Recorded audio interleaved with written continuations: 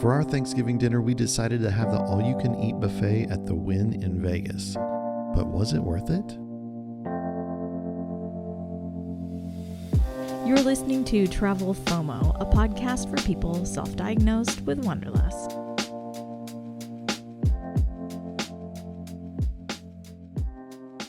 Welcome to the Travel FOMO podcast. My name is Jamin and I am here with my Vegas baby, Hilarie. I'm your Vegas baby. Oh man, we've been to Vegas a lot. Bunch of times. Mm-hmm. What, like 7 times together? Yeah, together, not counting the times we have gone separately. Yeah. I feel like when you're young, Vegas is an easy sell. Right. We like haven't to been friends as much. and stuff like that. When you're like, hey, let's all go to Vegas. Yeah. Kind of everybody's like, oh yeah, that sounds like fun. Let's do that. Because sometimes it can be hard to get groups to go on a trip. But Vegas, everybody ends up saying yes to, I feel like. Yeah, Vegas is one you can get people to go on. So pro tip, if you're needing a friend vacation, maybe Vegas is the answer. That's right. Well, okay, so tell people why we like it so much. Vegas is fun just because it has lots of energy. Mm-hmm. I feel like everything there is designed to like give you energy. Mm-hmm. Like all the casinos and the gambling and the bright lights and all the stuff and all the advertisement. It's just hype everywhere that you go. Yeah. And everything's so big there. Yeah, everything's on this massive scale. Also, if you're on the Strip or if you're downtown on Fremont Street, everybody's there to have fun or take your money.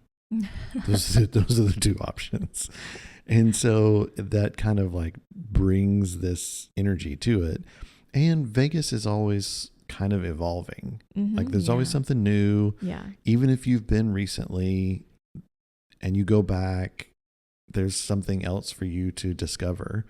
This time when we went, the Sphere was built, but it wasn't open yet when we were there. It was just about to open. Yeah. And so it's kind of one of those things of like, well, now we got to go back to see this Sphere. I know. Like, let's go to Vegas, baby. But there's also, like the food, like the food's great in Vegas. Yeah. The shows are great in Vegas. The shopping is really good in Vegas. Shopping. Yeah. So there's just so much fun stuff to do. And I feel like Vegas is another place where you can go for a weekend. Yes. And have a lot of fun. So it doesn't have to be this like, okay, what are we doing for our big vacation this year? Like we're going to go for a week and a half to Vegas. Like, give me a quick little trip. Yeah, you could go for a weekend and have a good time. Yeah. Oh, that's probably my favorite. Like I've been itching for us to go on like just like 1 or 2 night trip to Vegas. I think would be so fun. And you can get a lot of those package vacations, through your airline points or your credit card points and stuff like that. So I'm banking on us getting to do that for free. Of course, once you get to Vegas, not so free. Yeah, then there's stuff that costs. Yeah, this trip was unique because we stayed at Oasis Las Vegas RV Resort. So we were staying in our Airstream, which we'd been hauling around the U.S. and Canada as part of our gap year, and very different experience. In fact, I'm impressed that we still did Vegas with the Airstream. Was this the most RV Airstreamy place that we stopped, you think? Probably. San Francisco also felt very... Yeah, San Francisco was less RV friendly. But... And Miami. Yeah. Yeah. Yeah. Just the cities. The cities are harder to enjoy from an RV, but we did it. And honestly, this RV resort was pretty legit. It was massive, just like everything else in Vegas. It was huge. We were in site, just to give you some perspective, we were in site 909. And everyone is packed in there as tight as they can get you. So keep that in mind. But also, you're not there to hang out at your campsite. Right. So that's definitely the hope is that you're going to get out there and enjoy what is Vegas. But I just had to give a plug for the Oasis Las Vegas RV Resort because it was really well maintained. They took security really seriously. Yeah. And there was somebody always at the gate, like that you had to like actually like show your ID or, show your proof of staying there for you to even enter. And even on Thanksgiving Day, they were, not only were they open, they hosted coffee and donuts for everybody, for all the little residents there, which I thought was really cool, really nice touch. And overall it was a really great experience. So I like to plug the places who are doing a great job at what they do. So. Yeah, it was like they were really, really good at it. Yeah, for sure. I feel like this time was interesting to be in Vegas too, just because we had traveled to so many places. Yes. And Vegas is kind of the ultimate like cover band of places. That's a really fun way of putting it. Yeah, because that's true. So much of Vegas emulates other stuff. Right. Even the performers, you go see Elvis impersonators and everything like that. Like even a lot of the shows are like impersonators, but we went to all these places and, like Caesar's Palace, there's a replica of the Trevi Fountain, which we had been to in Rome, and the Winged Victory, which we had seen in the Louvre in Paris. And then the Bellagio Casino is meant to emulate Bellagio, Italy. And it has, if you walk in the lobby, it has all this blown glass everywhere, which I had remembered seeing in the Bellagio and thinking like, oh, that's really pretty. But then when you go to the city of Bellagio on Lake Como, you recognize that there are all these little shops that sell blown glass everywhere. Yeah. And there's this beautiful Lake Como in front of it, like the Bellagio or the Bellagio fountains are and all this. That's so wild, isn't it? It's all so, It really is crazy. And, the Venetian has the gondolas and, we had been to Venice and we had rode gondolas and, there's even one of the, I think the Flamingo has Jimmy Buffett's Margaritaville, and we'd been to the original in Key West. Yeah. And just so many, we went in the Paris casino and it has the replica of the Eiffel Tower. We'd been to Paris and just seeing it all brought back so many memories of all the stuff that we had just done a few months before, fresh on our minds. And it was just kind of, it's funny to see and kind of cool to like bring those memories. And you recognize that people have gone places and said, okay, I want to take a piece of this back. Yeah. To make it so that other people can like get a little taste of this experience. And so, like next time you go to Vegas, like look around and see some stuff and then plan a trip to go see the real thing too. Yeah. But I do love that Vegas makes it possible for people to show up and see as much of the world as they can or get a glimpse into it. Yeah. And because not everybody gets to go across the world to see all these things. So, but like you said, pay attention to detail, because people have put a lot of thought into, like, this was specifically inspired by something else. So they put a lot of thought into the idea that there will be blown glass on the ceiling, and that's really intentional. I just think that's pretty cool that they do that. And kind of looking back, I didn't think of it that way because I didn't know those places, before. Right. So I love that. And then one of the things I love about Vegas is the shows. I don't think I've ever been and have not been to a show. We went to see on this trip. We went to see Cirque du Soleil's Mystere, which is really a sweet show. It was very kid friendly. I know a lot of things in Vegas are not kid friendly, so if you're looking for something like that, that's a little bit more family friendly, Mystere is a good option. The show itself is actually telling you a story through the life of a child's eye, or through a child's eyes. So that's it's really charming in that way. And I had forgotten how much action is happening all around you during a Cirque du Soleil performance. It's wild, and there's just so much to see, so much to watch. You could go to these shows multiple times and just be blown away and want to see it all happen again. Right. And just all the things happening behind the scenes, because you've got you've got live musicians, and you've got singers, and you've got acrobats, and you've got actors and dancers and all these things that are happening at the same time. The fact that they're able to make it such amazing clockwork is just super impressive. I've always amazed by the Cirque du Soleil shows that we go to, the way that they tell a story without dialogue. Because that's true. If you were to ask me, I'm not big into theater or that kind of stuff, but or musicals. Yeah, or musicals or things like that. And if you were to ask me, would you be really entertained by a show that doesn't have any spoken dialogue? I would probably be like, no, that probably isn't for me.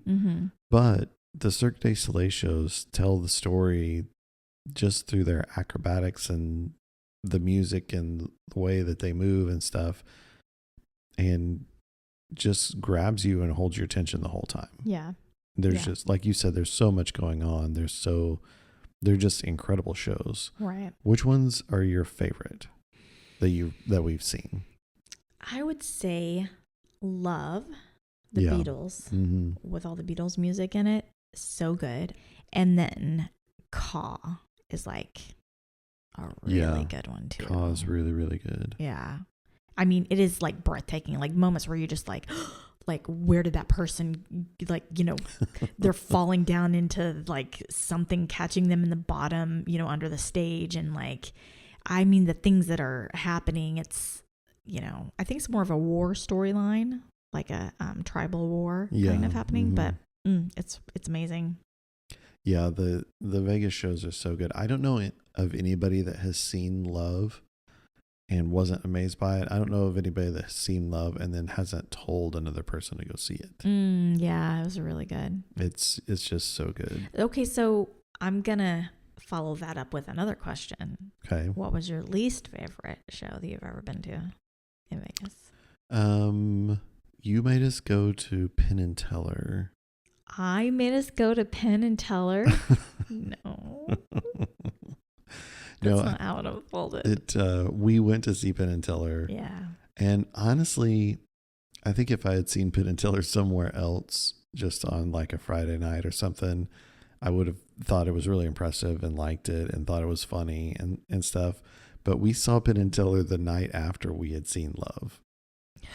And we saw Love, we stayed up late, and then we walked around a ton shopping and stuff the next day, and then went to see Penn and Teller, and we were super tired, and it didn't deliver. We were pretty tired. I may have fallen asleep a time or two in that one. There were no words in that, or very few words in that one as well. Yeah. And but no energy and music to kind of keep you engaged and stuff. So it's a little different. Of bright colors and movement in the Penn and Teller show. Less of my jam.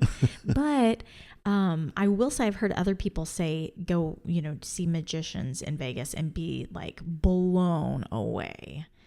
So that's, there are probably a ton of other great options besides Cirque du Soleil shows.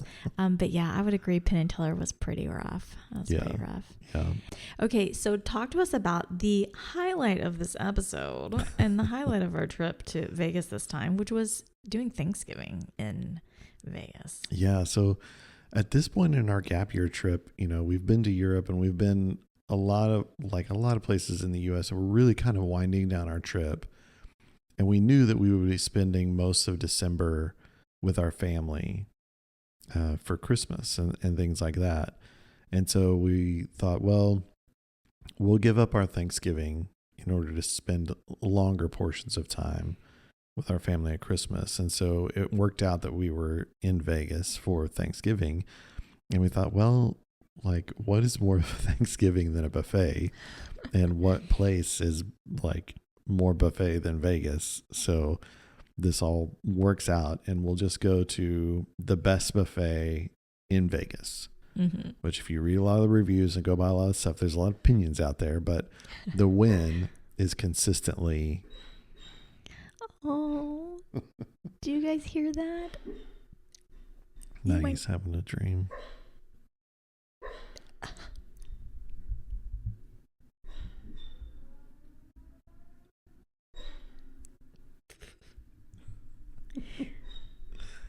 my goodness. Maggie is like making all these little barks, these little whines while she sleeps. She's sleeping so hard. She's not even waking up while we're talking about her. I can't believe it. Maggie. That's adorable. But yes, the Wynn is quite the place to be for Thanksgiving and a buffet in general.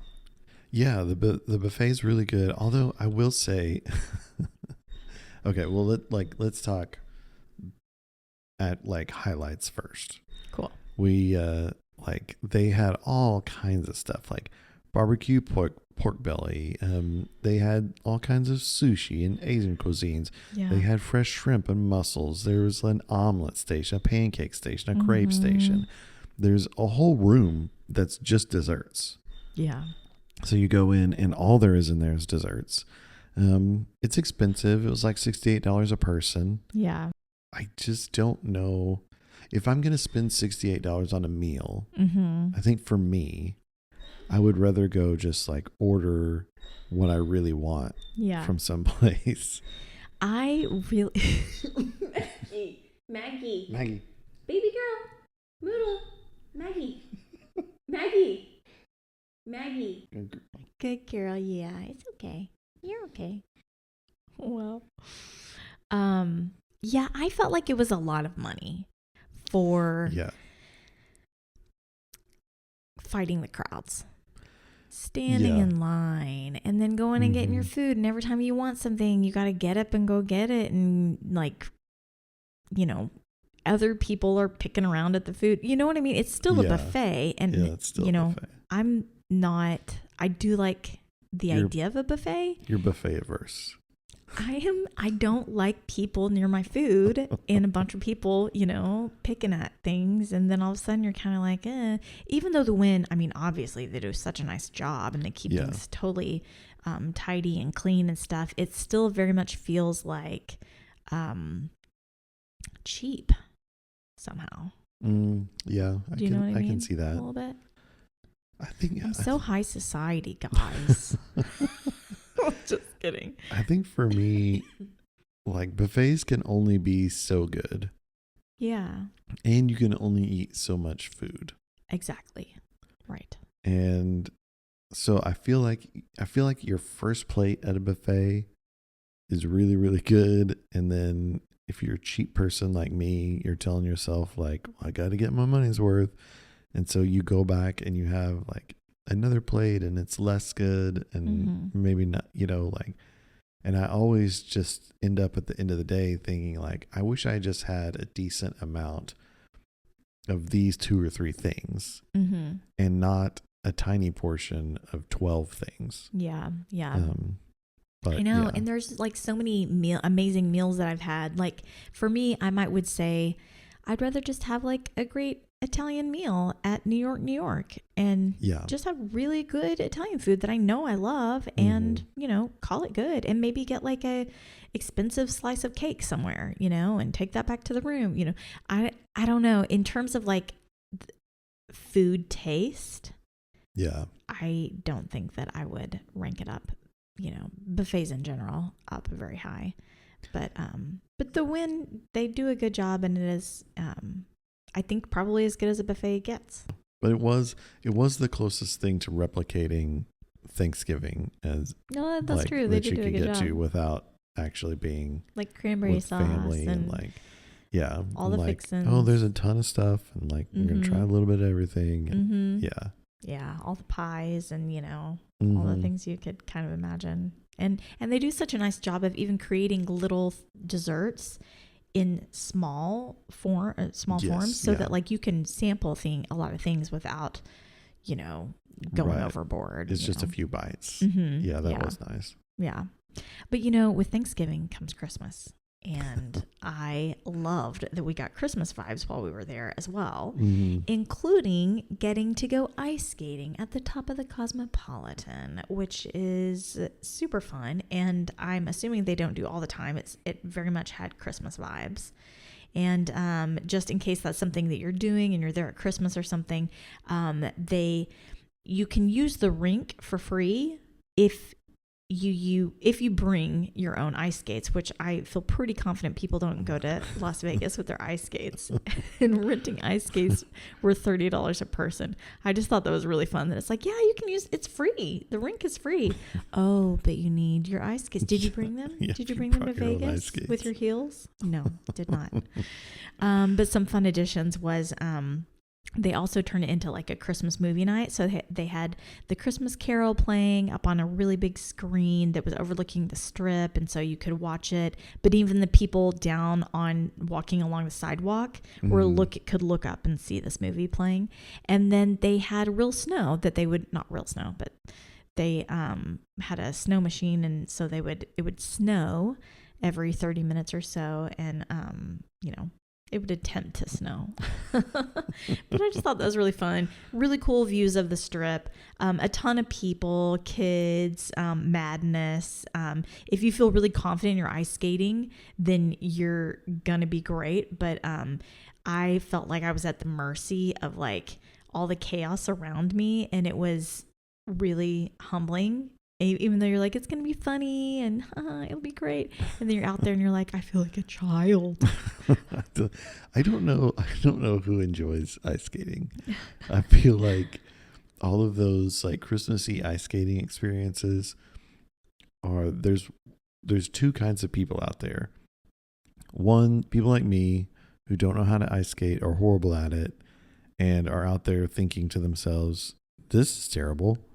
Of all the ways that I want to get hurt, this is like one of the top probabilities and least enjoyable ones. That's funny. And then the second type of person is the person who grew up playing hockey or knows how to skate and is frustrated by all the people like me who are going really slow and there's no room for them to like actually skate. Yeah. There was, honestly, now that you say that, I think what people really want are the vibes. So I think it would be just as much fun to just show up, sit at the bar nearby, have a drink, watch people ice skate, and just enjoy it, watch the movie and just enjoy yourself. I think could kind of scratch that itch because the people watching was really good. And then also something kind of fun is that we found this tiny, tiny little bar that I think you would probably call somewhat of a speakeasy because I really saw no promotion about it. Yeah, you have to know where to go. Yeah, and you go knock on this door inside the Cosmopolitan, inside another hidden room, but then there are all these doors and you knock on a door and there's something called the Ski Lodge, and it is legit hidden away, no windows, no nothing, and it's tiny, like as maybe tinier than our apartment. Yeah, I think there was legitimately like 8 people in there. Yeah. And there's this massive screen on the wall behind the bar, and they had like snow falling on the screen, and kind of it made it feel like you were in the ski lodge, and the vibes were really good, and the drinks were great and creative, and it was very much like if you were snow skiing in a French chalet, kind of play in the Alps or something. Like it was really cool. Yeah, it was really cool, and like a seasonal bar is not a very common thing a lot of times. So like it was fun to be in a place that they had like set up just for this. Yeah. We also went to eat at that place. Was it Super Frico? Yeah. Yeah, I totally forgot about that. Which maybe you can elaborate on that a little bit? So it's a restaurant inside the Cosmopolitan. You have to have reservations to get in, and almost like tickets in a way. Yeah, it's almost like buying tickets, and then you order off the menu and things like that. But there's constantly a show going on, not on a stage, but like in the restaurant. Yeah. Performers are walking around, all kinds of like on the countertop next to you kind of thing. Yeah, or like walking beside you, maybe interacting with you, maybe not. Some of them are just people in costumes just walking through, and some are like performing together. Some are like playing instruments or drums or dancing or fighting. There were these ballerinas that fought. Yeah. That was funny. So there's like spotlights and everything where they follow the characters, and Yeah, it's this kind of immersive dinner experience, which is really cool. Like the food was okay, but it's just a crazy unique experience that you can't get anywhere else. Yeah, it's in the same place. Correct me if I'm wrong, but it's in the same place where Rose Rabbit Lie used to be years ago. Yes. And we went there one time, and that was really cool. Mm-hmm. And I would totally go back to the Cosmopolitan and see what's there next time. Yeah. I'm sure they keep rotating it into other things, you know? Vegas is always changing. That's right. Well, and if you get tired of the glitz and glamour and kind of expensive nature of the Vegas Strip, you always can go downtown to Fremont Street, which is kind of the old Vegas, and they have what is called the Fremont Street Experience, and all the old casinos down there, like the Golden Nugget, the Four Queens, and all of that are still there and operating casinos, but they have covered the street and shut it down so it's no cars, it's walking only, and it's covered with this massive canopy of LED lights. And it's really more than lights, it's kind of like a screen almost. Yeah. That just plays images the whole time. There's a big zip line you can take. Things downtown are more affordable, so if you're like, I kind of want to learn to gamble, but the table minimums are really expensive on the Strip and you kind of have to know what you're doing, you can go downtown and things are more affordable. Like even stuff like having a beer and things like that are cheaper downtown. And every place has its own little cool thing. Like the Golden Nugget is a really kind of staple of downtown. They have a big shark tank in the middle, and if you're staying there or if you buy pool access there's actually a slide that goes through the shark tank, which is cool. And so I really it's just more laid back and kind of chill downtown, and is a nice change of pace while you're in Vegas. And if it was raining, it's a great rainy day option because it's all covered and you can walk around the whole street and just kind of enjoy yourself without getting in and out of the rain like you would on the Strip. So that's definitely a perk too. Yeah. Well, and when we were down there, a lot of the restaurants were closed because it was Thanksgiving, but everything else was up and popping. There was a lot of people around. We did find a little Mexican restaurant in the Golden Nugget that was open and ate there. Yeah, it was good. It was a great experience. We also had some really fun, friendly cab drivers and Uber drivers while we were there, because we normally do a lot of walking. But in this instance, we didn't want to take our truck that had been hauling the Airstream. We didn't want to take it all the way to downtown into the Strip, and so we ended up always getting a cab or something. And we have the best stories, and I have to share some. So on our first night, we had this great guy. He was a vet from California, and he was just so friendly, so nice. It was like, oh man, what a great driver, Uber driver. He's awesome. And then in the last 30 seconds of our ride, it got really interesting in the conversation, and he started talking about Bigfoot and then time travel.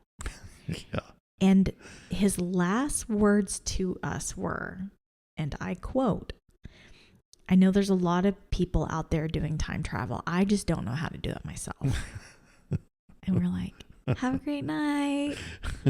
I was like, I don't even know what to say. I don't know what to say. I don't know that much about time travel, so I am gonna just exit this conversation. So funny. And then we had a taxi driver at the Bellagio, and he was listening to this super extreme podcast. I think it was maybe a super political podcast or something. And then he was telling us about how mobsters are still controlling everything in Vegas, and all kinds of information that you're just like, what? That's what's happening in Vegas? Then we had an Uber driver who was I mean, we had one that was from like New York and Florida and super friendly as well. Then we had one who used to live in Chicago. He moved out to Vegas because it was safer, which I've never heard anybody say. Yeah. But he said it was a lot safer. And he said when he was in Chicago, someone pulled a gun out and stuck it to his head. And he was like, that's it. That's a last straw. I'm out of here. And moved to Vegas. And then we had like this other guy. We had a lot of them. We had this other guy who was like this great, like just Hispanic guy with a big family. He'd been in Vegas for like over 20 years and he was like super endearing. They were all very different, but all great and friendly. And it was a really good experience. And honestly, we hadn't been Ubering or taking taxis for a long time because we'd been driving our truck. So it was kind of like fun to engage people that way. Yeah. Like it was really, there was some characters like Vegas attracts, an interesting mix of people. Exactly. I know there's people out there doing time travel. I just don't know how to do it. Just don't know how.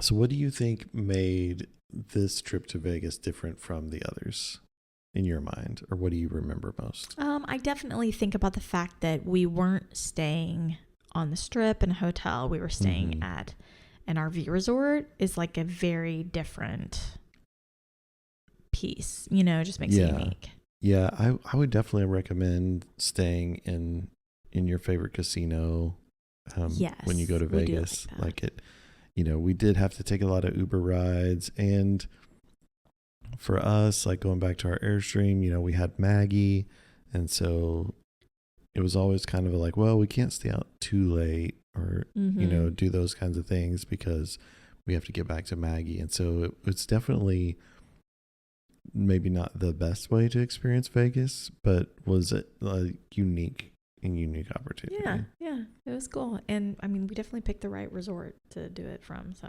that worked out. I just thought it was really interesting this time, now having been to a lot of the places that Vegas tries to replicate, and seeing them in a different way was like stood out to me about this time. Yeah.